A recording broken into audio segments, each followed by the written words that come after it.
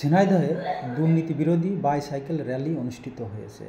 দুর্নীতির বিরুদ্ধে গণসচেতনতা বাড়াতে ঝিনাইদহে বাইসাইকেল র্যালি অনুষ্ঠিত হয়েছে। গতকাল সোমবার সকালে শহরের আজাদ রেস্ট হাউসের সামনে থেকে ইয়েস গ্রুপের আয়োজনে এই র্যালি বের করা হয়। র্যালিতে বিভিন্ন স্কুল কলেজের শিক্ষার্থীরা অংশ নেয়। র্যালিটি শহরের পায়রা চত্বর হয়ে হামদো বাস স্ট্যান্ড ঘুরে আরাবপুর হয়ে পোস্ট অফিস মোড়ে গিয়ে শেষ হয়।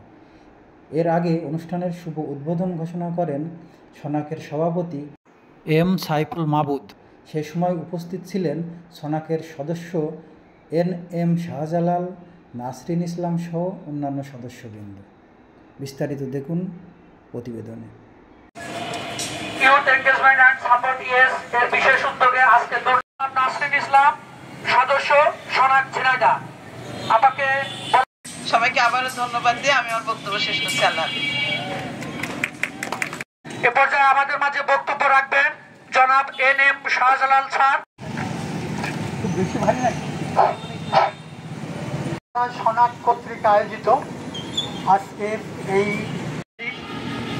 এই উদ্বোধনী শুভক্ষণে আমাদের টিআইবির এরিয়া কোঅর্ডিনেটর অন্যান্য সদস্য সাইকেল র্যালি অনুষ্ঠিত হচ্ছে। আজকের এই অনুষ্ঠানে শান্তি শৃঙ্খলা সুন্দরভাবে বজায় রেখে আজকের প্রোগ্রাম একান্ত আগ্রহ এবং প্রচেষ্টা থাকবে। আমি আশা করব ২০ সাল থেকে টিআইবি বাংলাদেশে দুর্নীতি